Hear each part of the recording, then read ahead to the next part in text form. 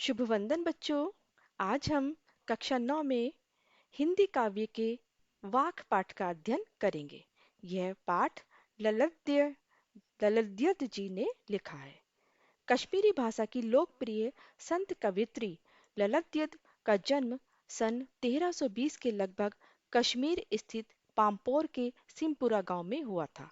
उनके जीवन के बारे में प्रामाणिक जानकारी नहीं मिलती है। ललद्य जी को लल्लेश्वरी, लला, लल योगेश्वरी, ललारिफा आदि नामों से भी जाना जाता है। उनका देहांत सन 1391 के आसपास माना जाता है। ललित जी की काव्य शैली को वाक कहा जाता है। जिस तरह हिंदी में कबीर के दोहे, मीरा के पद, तुलसी की चौपाइयाँ और रसखान के सवैये प्रसिद्ध हैं, उसी तरह ललित जी के वाक प्रसिद्ध हैं। इन्होंने पाठ में पहले वाक में ललित जी ने ईश्वर प्राप्ति के लिए किए गए अपने सारे प्रयासों को निरर्थक माना है। दूसरे वाक में आडंबरों पर तीखा प्रहार किया है। तीसरे वाक में अहंकारी न बनने और इंद्रियों को नियंत्रित करने पर बल दिया है। और चौथे वाक में स्वयं को पहचानने के लिए कहा है और ईश्वर को जानने के लिए कहा है कि अपने आप को पहचान लोगे तो ईश्वर को जान सकते हैं। तो आइए हम शुरू करते हैं अपना पाठ। पहला वाक है इनका। रस्सी कच्चे धागे की, रस्सी कच्चे धागे की खींच रही मैं नाव, जाने कब सुन मेरी पुकार, करे देव भव सागर पार। पानी टपके कच्चे सकोरे, व्यर्थ प्रयास हो रहे मेरे, जी में उठती रह रहे हो, घर जाने की चाह है घेरे। देखिए, रस्सी कच्चे धागे की। रस्सी किसकी बनी हुई है? कच्चे धागे की। यानी सांस रूपी कच्चे धागे की रस्सी बनी हुई है, जिससे मैं खींच रही मैं नाव। नाव मतलब शरीर रूपी इस नाव को खींच रही हूँ। सांस रूपी कच्चे धागे की रस्सी से मैं इस शरीर रूपी नाव को खींच रही हूँ। ये कच्चे धागे की रस्सी कभी भी टूट सकती है, कभी भी हमारी सांसें उखड़ सकती हैं। जाने कब सुन मेरी पुकार, करे देव भव सागर पार। पता नहीं मेरी ईश्वर मेरी पुकार को कब सुनेगा। पता नहीं भगवान मेरी पुकार को कब सुनेंगे और मुझे इस भव सागर से पार करेंगे। भवसागर मतलब संसार रूपी सागर। मुझे इस संसार रूपी सागर से पार करेंगे और मुझे मोक्ष प्रदान करेंगे। पानी टपके कच्चे सकोरे, व्यर्थ प्रयास हो रहे मेरे। जैसे कच्चे सकोरे में, सकोरा क्या होता है? एक प्रकार का पात्र होता है, एक प्रकार का बर्तन होता है जो कच्ची मिट्टी से बना हुआ होता है। और हम उस कच्ची मिट्टी के पात्र में जब पानी भर देते हैं तो वो क्या होता है? फैल जाता है, टूट जाता है, उसके अंदर से पानी बिखर जाता है।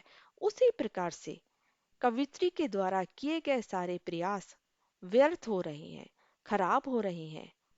कौन से प्रयास? ईश्वर के पास जाने के प्रयास। कच्चे टपके, सॉरी, पानी टपके कच्चे सकोरे।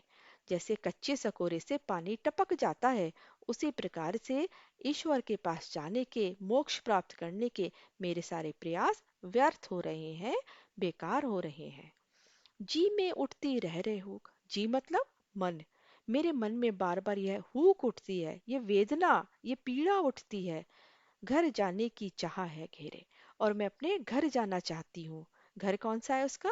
ईश्वर का घर है, मोक्ष का द्वार है। तो वो ईश्वर के घर जाना चाहती है। ईश्वर के घर को वह अपना घर कह रही है और कह रही है कि मेरे मन में ये बार बार पीड़ा उठ रही है कि मैं अपने घर पहुंच जाऊं, मैं अपने घर चली जाऊं, ईश्वर के घर पहुंच जाऊं। लेकिन ईश्वर के पास जाने के मेरे सारे प्रयास जो है वो बेकार हो रहे हैं और भव सागर से पार उतरने के लिए देव मेरी पुकार नहीं सुन रहे हैं और मैं इस कच्चे धागे की रस्सी से अपनी जीवन नैया को खींच रही हूँ। समझ आ गया होगा? एक बार फिर सुन लीजिए। मैं कच्चे धागे की, सांस रूपी कच्चे धागे की रस्सी से इस जीवन नैया को खींच रही हूँ। पता नहीं मेरी पुकार को ईश्वर कब सुनेंगे और मुझे मुझे इस संसार रूपी भवसागर से पार करेंगे। जिस प्रकार से कच्चे सकोरे में, मिट्टी के कच्चे बर्तन में पानी नहीं रुक पाता है, उससे टपकता रहता है, उसी प्रकार से मेरे सारे प्रयास जो हैं वो व्यर्थ हो रहे हैं, बेकार हो रहे हैं। मेरे मन में बार बार ये पीड़ा उठती है, ये हुक उठती है कि मैं अपने घर चली जाऊं। मेरे को घर जाने की चाह घेर रही है, लेकिन मैं ईश्वर के घर नहीं पहुंच पा रही हूँ। समझ आ गया होगा बेटा आपको। अब देखिए दूसरा है, खा खा कर कुछ पाएगा नहीं, ना खाकर बनेगा अहंकारी। सम खा तभी होगा समभावी, खुलेगी साकल बंद द्वार की। देखिए, खा खा कर कुछ खाएगा नहीं। खा खा कर मतलब उपभोग करके, विभिन्न सांसारिक वस्तुओं का उपभोग करके, उन सबको खा करके तो कुछ पाएगा नहीं। अब देखिए, हमारे पास जितना अधिक होता है हमें और अधिक पाने की चाह हो जाती है। हम विलासता की वस्तु का उपभोग करते रहते हैं। विलासता की वस्तुएं क्या होती हैं? जीवन जीने के लिए आवश्यक वस्तु से हटकर जो वस्तुएं होती हैं उन्हें विलासता की वस्तुएं कहते हैं। जैसे बहुत बड़ा एक मकान नहीं, चार मकान है हमारे, हमारे घर में चार आदमी हैं और गाड़ियां दो हैं हमारे घर में, क्या जरूरत है दो दो गाड़ियों की? एक गाड़ी से भी काम चल सकता है। तो ये सब क्या है? अब ताजा खाना हम बनाते हैं, उसको स्टोर करने के लिए हमारे घर में फ्रिज बना हुआ है। तो क्या जरूरत है फ्रिज की? हम तो ताजा खाना हम बना करके खा सकते हैं। तो ये सब क्या है? ये सब विलासता की वस्तुएं हैं और मनुष्य इनका निरंतर उपभोग कर रहा है। इसलिए कहा गया है कि खा खा कर कुछ पाएगा नहीं। अगर तू इन सब चीजों का उपभोग करता रहेगा, तरह तरह की सांसारिक वस्तुओं का उपभोग करता रहेगा, मोह माया में पड़ा रहेगा, तो कुछ पाएगा नहीं, तो तुझे कुछ भी प्राप्त नहीं हो पाएगा। ना खाकर बनेगा अहंकारी। और अगर ये सब, इन सब का तू उपभोग नहीं करेगा, तपस्या करेगा, व्रत करेगा, नियम करेगा, तो तू अहंकारी बन जाएगा। अर्थात अगर हम बहुत व्रत करना शुरू कर दें, तपस्या करनी शुरू कर दें, कठोर जीवन जीना शुरू कर दें, तो हम अहंकारी बन जाते हैं कि हमने तो बड़े व्रत कर लिए, बड़ी तपस्या कर ली, है ना, बड़े नियम कर लिए हमने तो हम अहंकारी बन जाते हैं। इसलिए कहा गया है कि सम खा तभी होगा समभावी, यानी कि समानता के साथ रहो। सम खाओ, जितना हमारे आवश्यक है, जितनी आवश्यकता हमें उतना उपभोग करें, उससे अधिक अर्जित ना करें, उससे अधिक हम अपने पास जो है वो जमा करके ना रखें। अर्थात समानता का भाव लाएं, संतुष्टि का भाव लाएं, तभी हम समभावी बन पाएंगे, समानता समान रूप से जी पाएंगे, और तभी खुलेगी सांकल बंद द्वार की, और तभी मोक्ष के द्वार तक जाने की जो सांकल है, सांकल मतलब कुंडी, लॉक, तभी वो कुंडी खुल पाएगी। कौन सी कुंडी खुल पाएगी? कौन सी सांकल खुल पाएगी? जो हमें मोक्ष के द्वार तक ले जाती है, ईश्वर के द्वार तक ले जाती है। समझ आ गया बेटा। अगला है, आई सीधी राह से गई न सीधी राह, सुषम सेतु पर खड़ी थी बीत गया दिन आहा, जेब टटोली कौड़ी न पाई, मांझी को दूं क्या उतराई। देखिए, आई सीधी राह से, आई तो मैं सीधी राह से थी, लेकिन गई ना सीधी राह, लेकिन सीधी राह पर नहीं चल पाई। इस सांसारिक मोह माया में इतनी लिप्त हो गई, इतनी रम गई कि मैं सीधी राह पर नहीं चल पाई। और सुषम सेतु पर खड़ी थी। सुषम सेतु क्या होता है? सुषम सेतु होता है एक सुषमा नाड़ी रूपी पुल होता है। ठीक है। हठ योग शरीर की 3 प्रकार की नाड़ियों में से एक होती है। पहले कवित्री ने हठ योग को ईश्वर प्राप्ति का साधन माना, पर ईश्वर प्राप्ति न हो सकी और उसमें लगाया गया सारा समय बेकार चला गया। तो वो कह रही है कि सुषम सेतु, सेतु होता है पुल, मैं एक पुल पर खड़ी थी, सुषम सेतु पर खड़ी थी, और सारा दिन बीत गया, यानी कि मेरा सारा जीवन बीत गया। सांसारिक मोह माया में पड़कर, सांसारिक चीजों चीजों का उपभोग करते करते ही मेरा सारा जीवन बीत गया, जीवन रूपी दिन बीत गया।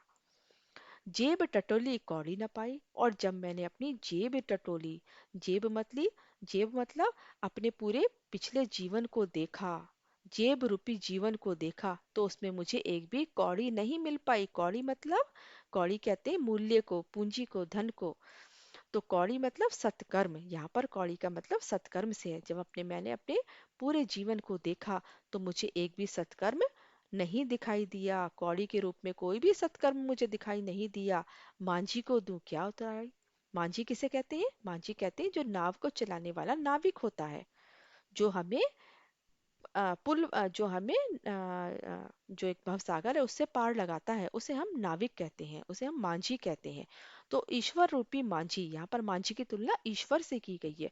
तो ईश्वर रूपी मांझी को उतराई देने के लिए, उसको उतराई के रूप में कौड़ी देने के लिए, जब उसने अपने पिछले जीवन को देखा तो उसमें कोई भी सत्कर्म रूपी कौड़ी उसे नहीं मिली। अब वो सोच रही है कि जो मुझे इस भवसागर से पार लगाएगा, इस संसार से पार लगाएगा, उस ईश्वर को मैं क्या उतराई दूं। मेरे पास तो कोई सत्कर्म, कोई कौड़ी है ही नहीं। समझ आ गया बेटा? चलिए अब अगला पढ़ते हैं। अगला है, थल थल में बसता है शिव ही, भेद न कर क्या हिंदू मुसलमान, ज्ञानी है तो स्वयं को जान, वही है साहिब की पहचान। देखिए, थल थल में बसता है शिव ही। थल थल मतलब जगह जगह, हर जगह, हर व्यक्ति के अंदर शिव बसता है। भगवान शिव बसते हैं, ईश्वर बसता है। चाहे वो अल्लाह के रूप में हो, चाहे वो ईश्वर के रूप में हो, शिव के रूप में, हर मनुष्य के अंदर ईश्वर विद्यमान है। भेद न कर क्या हिंदू मुसलमान, तू इसमें भेद मत कर कि ये हिंदू है ये मुसलमान है। हिंदू के अंदर भी ईश्वर है और मुसलमान के अंदर भी ईश्वर है। दोनों के अंदर ईश्वर बसता है। रूप अलग अलग है, कोई अल्लाह के नाम से जानता है, कोई ईश्वर के नाम से, शिव के नाम से जानता है। ठीक है? तो इसलिए हिंदू और मुसलमानों में भेद ना कर। अगर ज्ञानी है, अगर तू अपने आप को बड़ा भारी ज्ञानी समझता है, तो पहले अपने आप को पहचान ले। पहले अपने अंदर बैठे हुए उस ईश्वर को पहचान, तभी तो तू ज्ञानी बन पाएगा। नहीं तो जीवन बीत जाएगा और सांसारिक वस्तुओं का ही उपभोग करता रह जाएगा, हिंदू और मुसलमान में ही भेद करता रह जाएगा। इसलिए कहा गया है कि ज्ञानी है तो स्वयं को जान ले पहले। अगर तू ज्ञानी है, अगर तू अपने आप को ज्ञानी समझता है, तो अपने आप को पहचान, वही है साहिब की पहचान। वही, अगर तू अपने आप को जान लेता है, तभी तू एक सच्चा संत कहलाएगा। यही सच्चे संत की पहचान होती है। सच्चा संत अपने आप को पहले जानता है, उसके बाद ही वह दूसरे को जानने की इच्छा जताता है। इसलिए कहा गया है कि ईश्वर सर्वव्यापक है, वह कण कण में वास करता है। ईश्वर प्रत्येक स्थान पर बसता है, इसलिए कहीं ढूंढने जाने की आवश्यकता नहीं है। हमें हिंदू मुसलमान में कोई भेद नहीं करना चाहिए। ईश्वर को जानने के लिए मनुष्य को अपने अंतःकरण को पवित्र एवं शुद्ध करके सच्चा आत्मज्ञान प्राप्त करना चाहिए। आत्मज्ञानी व्यक्ति ईश्वर को जानने में सफल होता है। अज्ञानी व्यक्ति तो समाज के बनाए धर्म संप्रदाय में ही उलझ कर रह जाता है।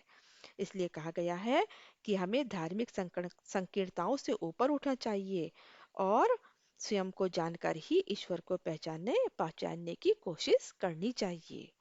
तो बेटा समझ आ गए होंगे आपको ये चारों वाक। अगर आप अगले वीडियो में मैं आपको इसके प्रश्न उत्तर कराऊंगी। अगर आपको मेरा ये वीडियो पसंद आया है तो प्लीज लाइक करिए, शेयर करिए, सब्सक्राइब करना ना भूलिए।